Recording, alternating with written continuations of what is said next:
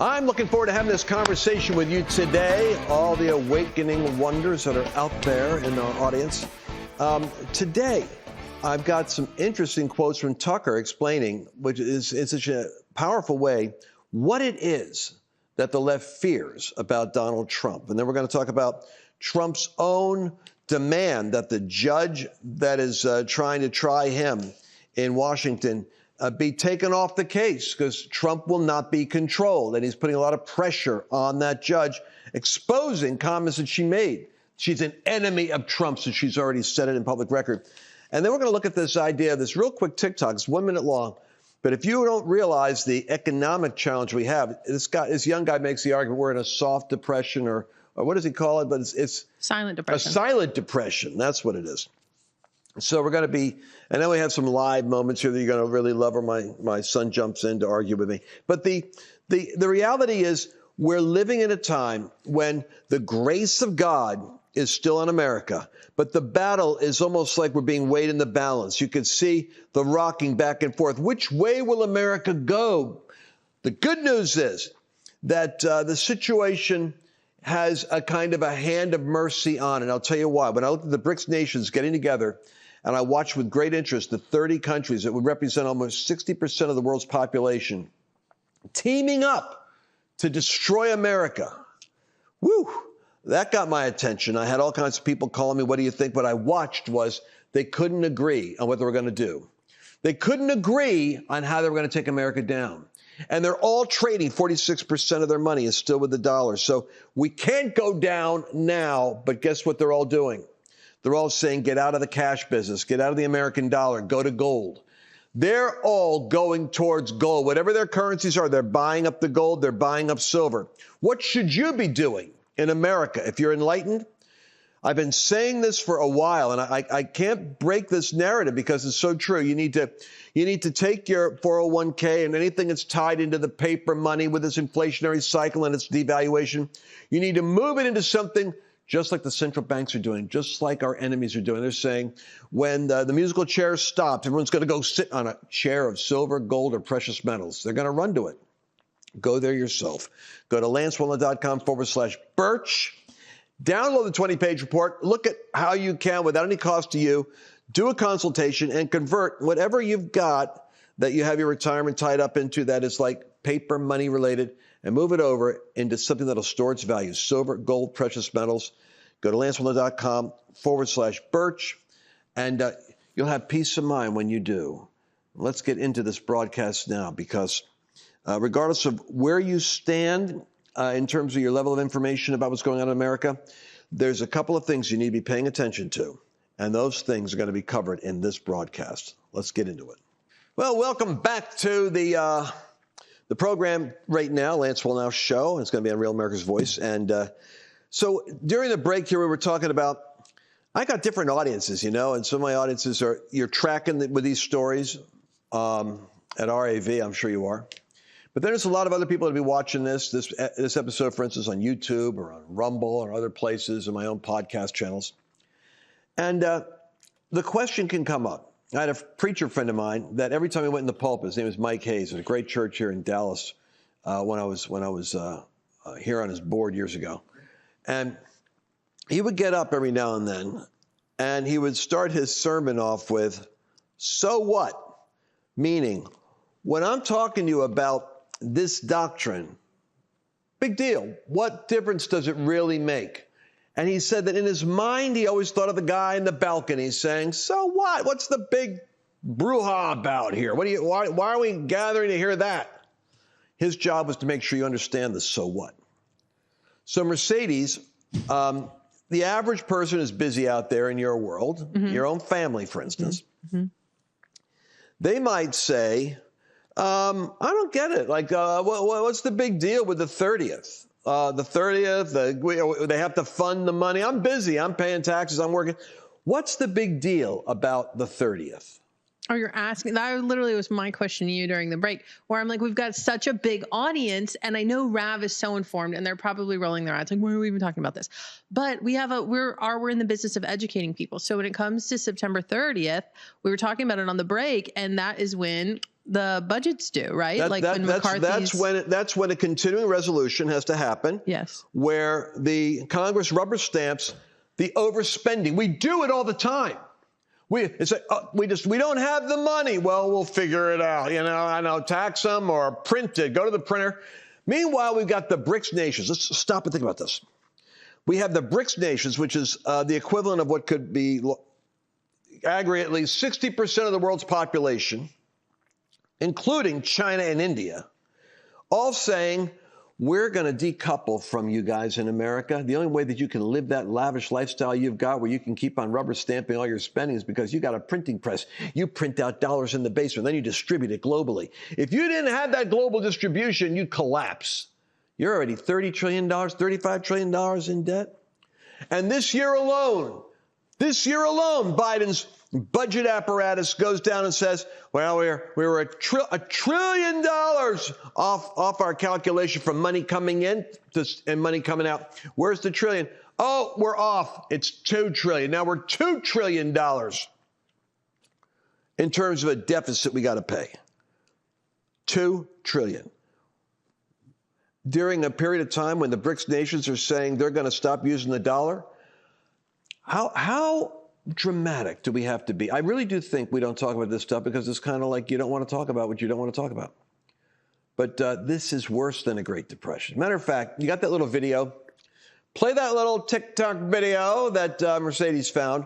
This is why going on the 30th and rubber stamping McCarthy's sellout of the whole Trump and Republican base to go ahead and feed the fat machine of the uniparty.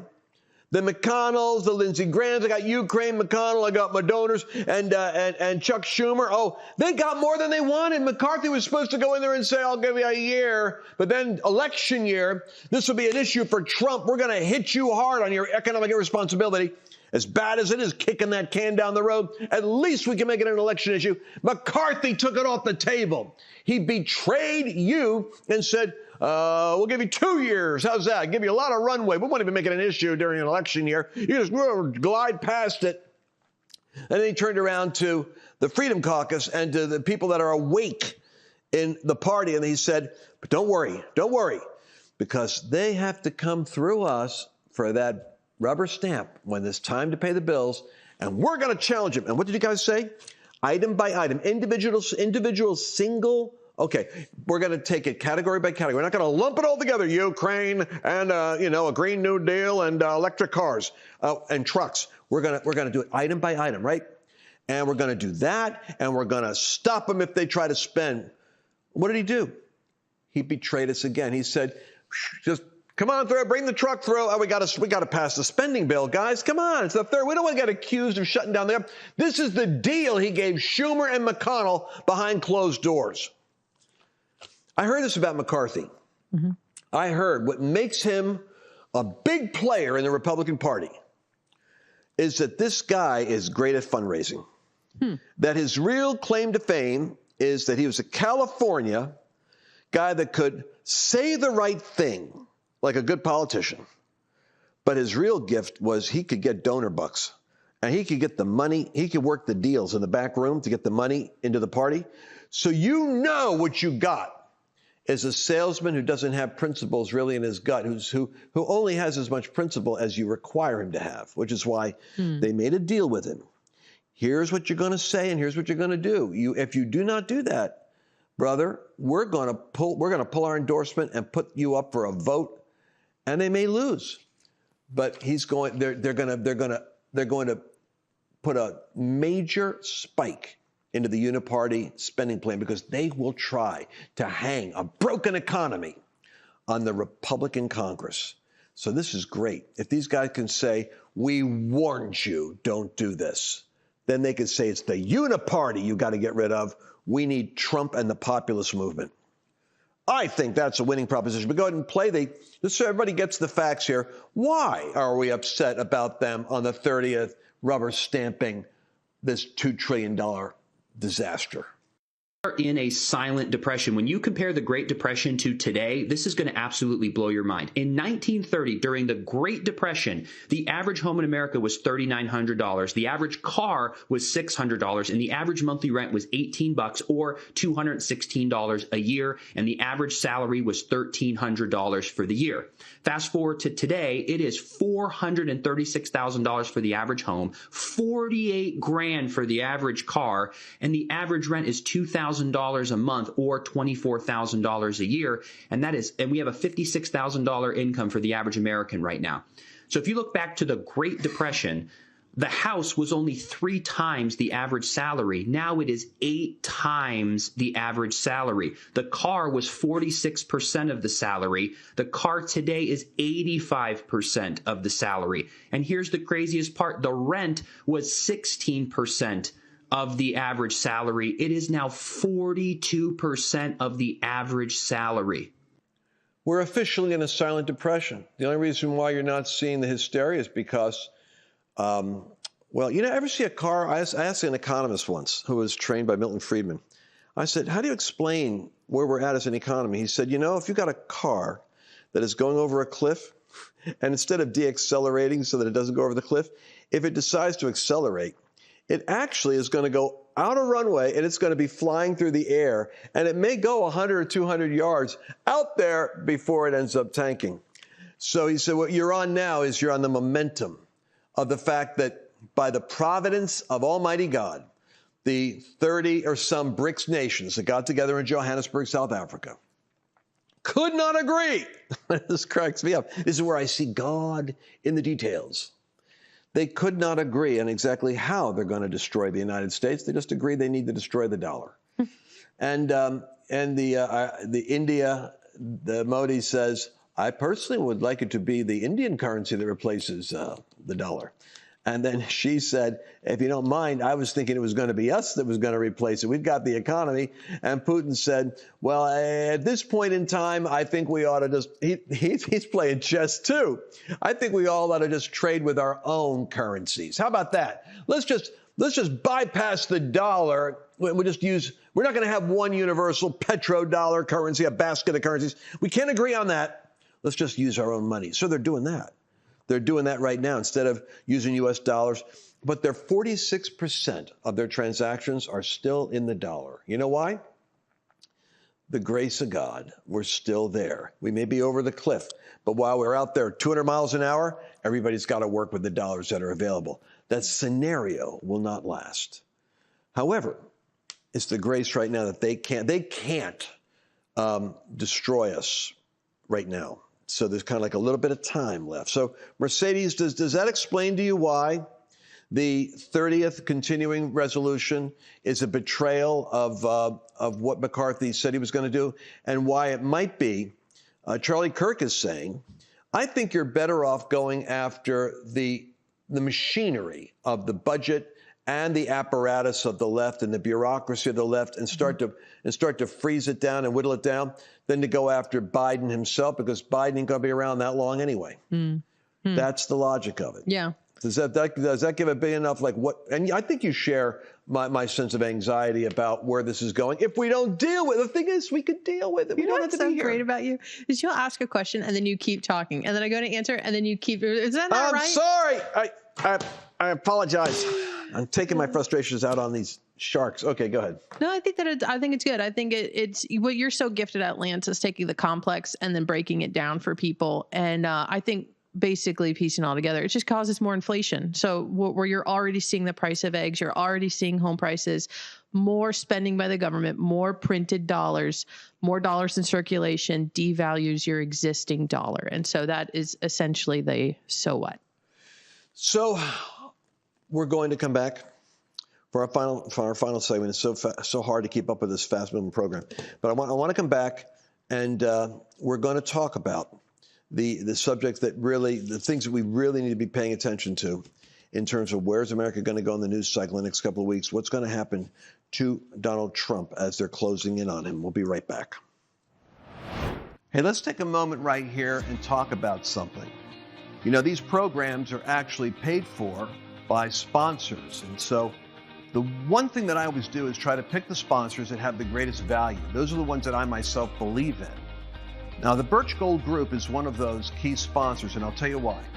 The economy is the area that I'm the most concerned about in terms of instability in the future. Do you know that right now, China and Russia and India is meeting with Saudi Arabians and South Africans to create an alternative economy, to basically crush the dollar? This is going to have a massive effect on the stock market, on real estate. It'll be a real shaking. But you don't have to be shaken, because there's a way you can protect your retirement, your 401ks, your IRAs, by connecting them in with gold. Gold is unique in history in that it's a place of stored value. In fact, those BRICS nations of Brazil and Russia, India and China, they're going to be backing themselves with, guess what? Gold. So be smart. I want you to go to lancewallnau.com/Birch and get a free information kit. Get knowledge, act quickly, don't wait. And they're going to be able to help you make a great decision on what to do. Remember, that information is free with no strings attached. Do it now, lancewallnau.com/Birch.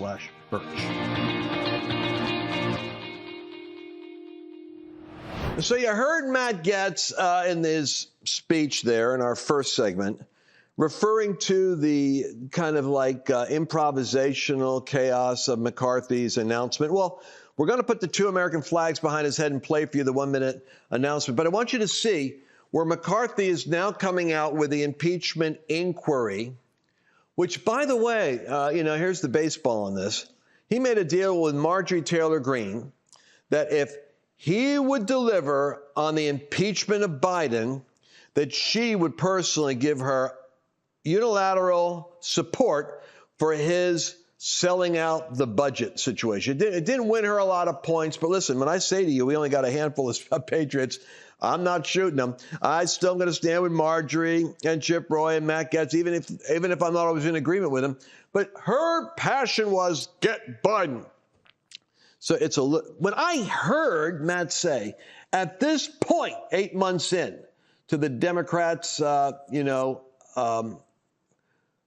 congressional season there, they weren't even in charge of the Congress, but they were able to get Don Jr. up 3. Don Jr. Now you know, right? There was nothing on Don Jr. or Eric Trump or Laura Trump. 3 times they had him in a hot seat, grilling him, trying to find something. Meanwhile, you got Hunter, 20 million here. We got deals over here. We got emails, 5,000 aliases from your dad.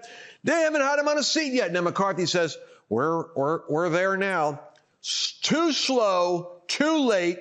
And you're going to hear him saying this because you can hear the rebellion now. It's rising. He's playing calculus. I'm going to get that budget deal through for my buddies here to get their spending fix. And I'm going to throw a little red meat on the table for my radicals. Here's his speech. That's why today I am directing our House committee to open a formal impeachment inquiry into President Joe Biden. This logical next step will give our committees the full power to gather all the facts and answers for the American public. That's exactly what we want to know, the answers. I believe the president would want to answer these questions and allegations as well. I want the question as to what happened to the full release of all the videotapes from January 6th. He was supposed to release that. He didn't do that. I want a little more outrage. You know, if the shoe was on the other foot, Democrats would be hysterical. Like, he's a little too put together. I want a little more outrage. That's the point. It's disingenuous. He's doing this because he has to do it. It's almost like, look, guys, I got to do this, okay? Tell Biden I hate to do this. I got to, I got these crazies I'm dealing with. It's one of those kinds of speeches. Mm-hmm. But it's not enough now. Let's see. By the way, McCarthy's office, my staff showed me they actually had video footage of this, so I'm going to give you a heads up here, Mr. Producer, Miss Chelsea. McCarthy, he's launching his impeachment inquiry, but he suddenly has the Daily Beast. Now, the Daily Beast is one of those left-wing rags that will go after me now and then. But here's the thing. They actually work with the radicals. They're all funded by the same, swampy on the left group of money. And they actually did a insurrection-style attack with 7 activists into Kevin McCarthy's office. The poor guy not only has to deal with his own party, but he's got to deal with the Daily Beast and their activists. Watch this.